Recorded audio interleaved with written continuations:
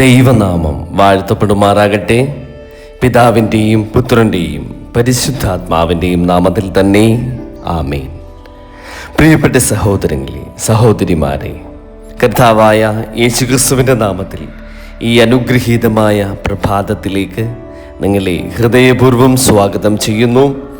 ഒരു പുതിയ ദിവസം കൂടി നമുക്ക് സമ്മാനിച്ച നമ്മുടെ കർത്താവായ ദൈവത്തിന് ഹൃദയം നിറഞ്ഞ നന്ദിയും സ്തുതിയും സമർപ്പിക്കാം. കഴിഞ്ഞ രാത്രിയിൽ നമ്മെ കാത്തു സൂക്ഷിച്ച ദൈവത്തിന് നമുക്ക് നന്ദി കരയേറ്റാം. നമ്മുടെ വീടിനെയും നമ്മുടെ കുടുംബത്തെയും സംരക്ഷിച്ച ദൈവത്തിന് നമുക്ക് നന്ദി കരയേറ്റാം. ഇന്ന് വീണ്ടും കണ്ണുകൾ തുറന്ന് ഈ പ്രഭാതം കാണുവാൻ തക്കവണ്ണം ദൈവം അനുവദിച്ച ആ വലിയ കൃപയ്ക്കായി നമുക്ക് നന്ദിയോടെ ദൈവത്തെ സ്തുതിക്കാം. നമ്മുടെ ജീവിതത്തിൽ എത്ര ബുദ്ധിമുട്ടുകൾ ഉണ്ടായാലും ദൈവത്തിൻ്റെ കരങ്ങളിൽ ഇന്നത്തെ ദിവസം സമർപ്പിച്ചുകൊണ്ട് നമുക്ക് ഇന്നത്തെ ദിവസം ആരംഭിക്കാം. കർത്താവ് നമ്മുടെ മുൻപിൽ നടക്കട്ടെ. കർത്താവ് നമ്മുടെ വഴികളെ നേരെയാക്കട്ടെ. കർത്താവിൻ്റെ സമാധാനം നമ്മുടെ ഹൃദയങ്ങളിൽ എന്നും നിറയട്ടെ. പ്രിയമുള്ളവരെ, തീരം ഡെയിലി ബൈബിൾ മെഡിറ്റേഷൻ എന്ന ഈ അനുഗ്രഹീതമായ പ്രഭാത തിരുവചന വായനാ ധ്യാനത്തിലേക്ക് നിങ്ങളെല്ലാവരെയും ഹൃദയപൂർവ്വം സ്വാഗതം ചെയ്യുന്നു. ഓരോ പ്രഭാതവും ദൈവവചനത്തോടൊപ്പം നമുക്ക് ആരംഭിക്കാം.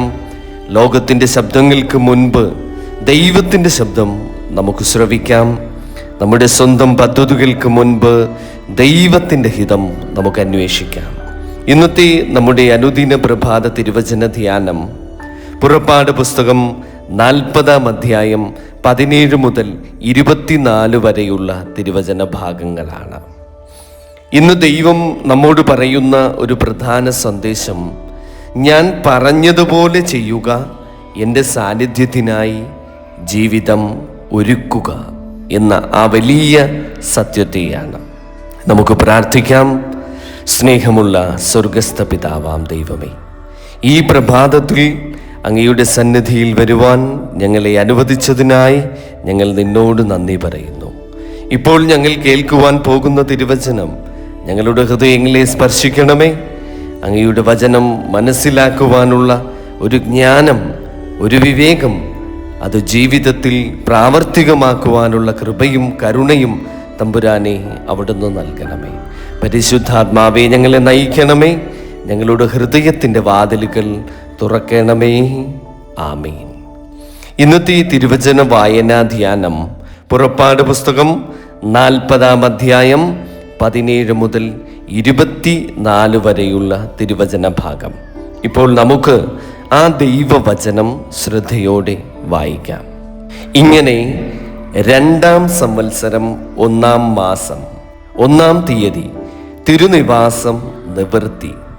മോശ തിരുനിവാസം നിവർത്തുകയും അതിൻ്റെ ചുവടുറപ്പിക്കുകയും പലക നിർത്തുകയും അന്താഴം ചെലുത്തുകയും തൂൺ നാട്ടുകയും ചെയ്തു. അവൻ മൂടുവിരി തിരുനിവാസത്തിന്മേൽ വിരിച്ച് അതിന്മീതെ മൂടുവിരിയുടെ പുറം മൂടിയും വിരിച്ചു. യഹോവ മോശയോട് കൽപ്പിച്ചതുപോലെ തന്നെ അവൻ സാക്ഷ്യം എടുത്ത് പെട്ടകത്തിൽ വച്ചു. പെട്ടകത്തിൻ്റെ തണ്ടു ചെലുത്തി പെട്ടകത്തിനു മീതെ കൃപാസനം വെച്ചു. പെട്ടകം തിരുനിവാസത്തിൽ കൊണ്ടുവന്ന് മറയുടെ തിരശീല തൂക്കി സാക്ഷ്യപെട്ടകം മറച്ചു. യഹോവ മോശയോട് കൽപ്പിച്ചതുപോലെ തന്നെ സമാഗമന കൂടാരത്തിൽ തിരുനിവാസത്തിൻ്റെ വടക്കുവശത്ത് തിരശീലയ്ക്ക് പുറത്തായി മേശ വെച്ചു. അതിന്മേൽ യഹോവയുടെ സന്നിധിയിൽ അപ്പം അടുക്കി വെച്ചു. യഹോവ മോശയോട് കൽപ്പിച്ചതുപോലെ തന്നെ സമാഗമന കൂടാരത്തിൽ മേശയ്ക്ക് നേരെ തിരുനിവാസത്തിൻ്റെ തെക്കുവശത്ത് നിലവിളക്ക് വയ്ക്കുകയും യഹോവയുടെ സന്നിധിയിൽ ദീപം കൊളുത്തുകയും ചെയ്തു. ആമേൻ. ഹല്ലേലൂയ.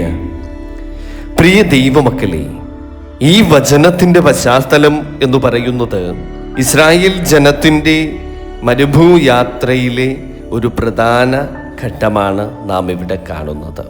ദൈവം മോശയോട് സമാഗമന കൂടാരം എങ്ങനെ നിർമ്മിക്കണം എന്ന് നിർദ്ദേശിച്ചിരുന്നു.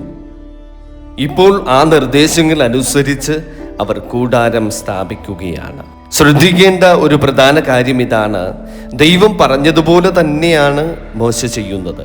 കൂടാരം ഉയർത്തുന്നു, തൂണുകൾ സ്ഥാപിക്കുന്നു, തിരശ്ശീലകൾ ക്രമപ്പെടുത്തുന്നു, പിന്നെ വിശുദ്ധമായ വസ്തുക്കൾ അവയുടെ സ്ഥാനങ്ങളിൽ വയ്ക്കുന്നു. ഇതിൽ നിന്ന് നമുക്ക് ഒരു വലിയ ആത്മീയ സത്യം പഠിക്കാം. ദൈവത്തിൻ്റെ സാന്നിധ്യത്തിനായി ഒരുക്കപ്പെടുന്ന ജീവിതത്തിൽ അനുസരണത്തിന് വലിയ സ്ഥാനമുണ്ട്. ഇന്നത്തെ നമ്മുടെ പ്രധാന ധ്യാന സന്ദേശം ദൈവം പറഞ്ഞതുപോലെ നമുക്കും ചെയ്യാം. പ്രിയപ്പെട്ടവരെ, നമ്മുടെ ജീവിതത്തിൽ പലപ്പോഴും നാം ദൈവത്തോട് ചോദിക്കും, കർത്താവേ, ഞാൻ എന്തു ചെയ്യണം? എന്നാൽ ദൈവം പലപ്പോഴും നമ്മോട് സംസാരിക്കുന്നത് അവൻ്റെ വചനത്തിലൂടെയാണ്. ഇവിടെ പ്രശ്നം ദൈവം സംസാരിക്കുന്നില്ല എന്നുള്ളതല്ല, മറിച്ച് ദൈവം പറഞ്ഞതനുസരിക്കുവാൻ നാം തയ്യാറാണോ എന്നുള്ളതാണ്. മോശ ദൈവത്തോട് തർക്കിച്ചില്ല. ഇതെനിക്കിഷ്ടമല്ല എന്ന് പറഞ്ഞില്ല. എൻ്റെ രീതിയിൽ ഇവയൊക്കെ ഞാൻ ക്രമീകരിച്ചാൽ പോരെ എന്നും ചോദിച്ചില്ല. ദൈവം പറഞ്ഞതുപോലെ ചെയ്തു. ഇതാണ് ഇന്നത്തെ വചനത്തിൻ്റെ ശക്തി. അനുസരണം വിശ്വാസത്തിൻ്റെ അടയാളമാണ് അത്. പ്രിയമുള്ളവരെ, ദൈവത്തിൽ വിശ്വസിക്കുന്നു എന്ന് പറയുന്നത് എളുപ്പമാണ്. പക്ഷേ ദൈവത്തിൻ്റെ വചനം അനുസരിച്ചു ജീവിക്കുക എന്നത് യഥാർത്ഥ വിശ്വാസത്തിൻ്റെ വലിയ ഒരു പരീക്ഷണമാണ്. നമ്മൾ പറയാം, കർത്താവേ, ഞാൻ അങ്ങിൽ വിശ്വസിക്കുന്നു. പക്ഷേ ക്ഷമിക്കണമെന്ന് ദൈവം പറയുമ്പോൾ നമ്മൾ ക്ഷമിക്കുന്നുണ്ടോ? സ്നേഹിക്കണമെന്ന് ദൈവം പറയുമ്പോൾ നമ്മൾ സ്നേഹിക്കുന്നുണ്ടോ? സത്യത്തിൽ നടക്കണമെന്ന് ദൈവം പറയുമ്പോൾ നമ്മൾ സത്യത്തിൽ നടക്കുകയാണോ? പ്രാർത്ഥിക്കണമെന്ന് ദൈവം പറയുമ്പോൾ നമ്മൾ പ്രാർത്ഥിക്കുന്നുണ്ടോ? അവിടെയാണ് നമ്മുടെ വിശ്വാസം പ്രവൃത്തിയായി മാറുന്നത്. ഈ പ്രഭാതത്തിൽ നമുക്ക് നമ്മോട് തന്നെ ചോദിച്ച് ഒരു ആത്മപരിശോധന നടത്താം. ഞാൻ ദൈവത്തിൻ്റെ വചനം കേൾക്കുന്നുണ്ടോ? അതോ കേട്ടിട്ട് മറന്നുപോവുകയാണോ? ദൈവം എൻ്റെ ജീവിതത്തിൽ മാറ്റം വരുത്തുവാൻ പറയുന്ന ഒരു കാര്യമുണ്ടോ? എന്നിട്ടും ഞാനത് മാറ്റിവെക്കുന്നുണ്ടോ? ക്ഷമിക്കണമെന്ന് ദൈവം എന്നോട് പറയുന്നുണ്ടോ? വിട്ടുകൊടുക്കണമെന്ന് ദൈവം എന്നോട് പറയുന്നുണ്ടോ? ഒരു തെറ്റായ ശീലം ഉപേക്ഷിക്കണമെന്ന് ദൈവം എന്നോട് പറയുന്നുണ്ടോ? പ്രാർത്ഥനയിൽ കൂടുതൽ സമയം ചെലവഴിക്കണമെന്ന് ദൈവം പറയുന്നുണ്ടോ? അങ്ങനെയെങ്കിൽ ഇന്നു തന്നെ നമുക്ക് പറയാം, കർത്താവേ, അങ്ങ് പറയുന്നത് പോലെ ചെയ്യുവാനുള്ള ഒരു കൃപ അടിയങ്ങൾക്ക് നൽകണമേ. ഈ തിരുവചന ഭാഗം ഇന്ന് നമ്മുടെ ജീവിതവുമായി താരതമ്യം ചെയ്യുമ്പോൾ നമ്മുടെ കുടുംബ ജീവിതത്തിലും ഈ വചനം വളരെ പ്രസക്തമാണ്. നമ്മുടെ വീടുകൾ മനോഹരമായി അലങ്കരിച്ചിരിക്കാം, എല്ലാ സുഖ സൗകര്യങ്ങളും ഒരുപക്ഷെ ഉണ്ടായിരിക്കാം. പക്ഷേ നമ്മുടെ ഭവനത്തിൽ ദൈവത്തിൻ്റെ വചനത്തിന് സ്ഥാനമുണ്ടോ? നമ്മുടെ കുടുംബത്തിൽ ഒരുമിച്ച് പ്രാർത്ഥിക്കുവാൻ നാം സമയം ചിലവാക്കാറുണ്ടോ? പരസ്പരം ക്ഷമിക്കുവാനുള്ള ഒരു മനസ്സ് നമുക്കുണ്ടോ? സ്നേഹത്തോട് സംസാരിക്കുവാൻ നമുക്ക് കഴിയുന്നുണ്ടോ? കാരണം ഒരു വീട് വലിയതാകുന്നത് കൊണ്ടല്ല അനുഗ്രഹീതമാകുന്നത്. ദൈവത്തിന് ആ വീട്ടിൽ സ്ഥാനം ലഭിക്കുമ്പോഴാണ് ഒരു വീട് അനുഗ്രഹീതമാകുന്നത്. ആയതുപോലെ നമ്മുടെ ഹൃദയത്തിൽ ഒരുപാട് ആഗ്രഹങ്ങളും പദ്ധതികളും ആശങ്കകളും ഒക്കെ ഉണ്ടായിരിക്കാം. പക്ഷേ അവയ്ക്കിടയിൽ ദൈവത്തിന് ഒന്നാം സ്ഥാനമുണ്ടോ? ഇന്നത്തെ തിരുവചനം നമ്മോട് പറയുന്നത് നിന്റെ ജീവിതം ദൈവത്തിൻ്റെ ക്രമത്തിൽ സ്ഥാപിക്കൂ എന്നുള്ളതാണ്. ഈ പ്രഭാതത്തിൽ നമുക്ക് ഒരാത്മീയ തീരുമാനമെടുക്കാം. ഇന്നു ദൈവവചനത്തിൽ നിന്ന് ഞാൻ മനസ്സിലാക്കുന്ന ഒരു കാര്യമെങ്കിലും എൻ്റെ ജീവിതത്തിൽ പ്രാവർത്തികമാക്കും. ആരോടെങ്കിലും ഞാൻ ക്ഷമിക്കണമെങ്കിൽ ഇന്നത്തെ ദിവസം ഞാനത് ക്ഷമിക്കും. ആരെയെങ്കിലും വിളിച്ച് ആശ്വസിപ്പിക്കണമെങ്കിൽ ഇന്നു ഞാൻ അവരെ വിളിച്ച് ആശ്വസിപ്പിക്കും. ഞാൻ ചെയ്തു പോയ ഒരു തെറ്റ് സമ്മതിക്കണമെങ്കിൽ ഞാൻ അത് സമ്മതിക്കും. പ്രാർത്ഥിക്കണമെന്ന് തോന്നിയാൽ ഇന്നു ഞാൻ പ്രാർത്ഥിക്കും. നല്ലത് ചെയ്യുവാൻ ഒരവസരം ലഭിച്ചാൽ ഞാൻ ഇന്നത് ചെയ്യും. ഇന്ന് നമ്മുടെ ഈ ചെറിയ തീരുമാനത്തിലൂടെ നമുക്ക് പറയാം, കർത്താവേ, അങ്ങ് പറയുന്നത് പോലെ ചെയ്യുവാൻ എന്നെ അവിടുന്ന് സഹായിക്കണമേ. ഒരു നിമിഷം നമുക്ക് നമ്മുടെ കണ്ണുകൾ അടച്ച് ദൈവസന്നിധിയിൽ താഴ്മയായി പ്രാർത്ഥിക്കാം. കരുണാമയനായ ഞങ്ങളുടെ സ്വർഗസ്ഥ പിതാവാം ദൈവമേ, ഈ പ്രഭാതത്തിൽ അങ്ങയുടെ വചനത്തിലൂടെ ഞങ്ങളോട് സംസാരിച്ചതിനായി നന്ദി. മോശ അങ്ങ് പറഞ്ഞതുപോലെ ചെയ്തതുപോലെ ഞങ്ങളുടെ ജീവിതത്തിലും അങ്ങയുടെ വചനം അനുസരിക്കുവാനുള്ള ഒരു കൃപ ഞങ്ങൾക്ക് നൽകണമേ. കർത്താവേ, ഞങ്ങളുടെ ഹൃദയത്തെ അങ്ങയുടെ വാസസ്ഥലമാക്കണമേ. ഞങ്ങളുടെ വീടുകളെ പ്രാർത്ഥനയുടെ ഭവനങ്ങളാക്കണമേ. ഞങ്ങളുടെ കുടുംബങ്ങളിൽ സ്നേഹവും ഐക്യവും സമാധാനവും നിറയ്ക്കണമേ. ഞങ്ങളുടെ ജീവിതത്തിലെ തെറ്റായ വഴികൾ തിരിച്ചറിയുവാൻ ജ്ഞാനം നൽകണമേ.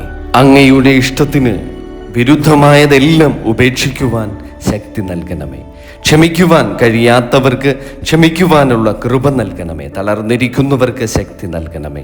രോഗികൾക്ക് സൗഖ്യം നൽകണമേ. ദുഃഖിച്ചിരിക്കുന്നവർക്ക് ആശ്വാസം നൽകണമേ. പ്രതീക്ഷ നഷ്ടപ്പെട്ടവർക്ക് പുതിയ പ്രത്യാശ നൽകണമേ. തൊഴിലന്വേഷിക്കുന്നവർക്ക് നല്ല അവസരങ്ങൾ നൽകണമേ. സാമ്പത്തിക ബുദ്ധിമുട്ടുകളിൽ കഴിയുന്നവർക്ക് വഴി തുറക്കണമേ. ഞങ്ങളുടെ മക്കളെയും കുടുംബങ്ങളെയും തമ്പുരാനെ അവിടുന്ന് കാത്തുകൊള്ളണമേ. പരിശുദ്ധ മറിയത്തിൻ്റെ മധ്യസ്ഥതയാൽ ഞങ്ങളുടെ പ്രാർത്ഥനകൾ സ്വീകരിക്കണമേ. വിശുദ്ധ യൗസേ പിതാവേ, ഞങ്ങളുടെ കുടുംബങ്ങൾക്ക് വേണ്ടി പ്രാർത്ഥിക്കണമേ. കർത്താവേ, ഇന്നു ഞങ്ങൾ എടുക്കുന്ന ഓരോ തീരുമാനത്തിലും ഞങ്ങളെ അവിടുന്ന് നയിക്കണമേ. ഞങ്ങളുടെ വാക്കുകളിലും പ്രവൃത്തികളിലും അങ്ങയുടെ ഹിതം നിറവേറട്ടെ. അങ്ങ് പറഞ്ഞതുപോലെ ചെയ്യുവാനുള്ള ഒരു കൃപ ഞങ്ങൾക്ക് നൽകണമേ. ഞങ്ങളുടെ ജീവിതം അങ്ങയുടെ സാന്നിധ്യത്തിന് യോഗ്യമായ ഒരു വാസസ്ഥലമാകട്ടെ. പിതാവിൻ്റെയും പുത്രൻ്റെയും പരിശുദ്ധാത്മാവിൻ്റെയും നാമത്തിൽ തന്നെ. ആമേൻ. സ്തോത്രം. ഹല്ലേലൂയ.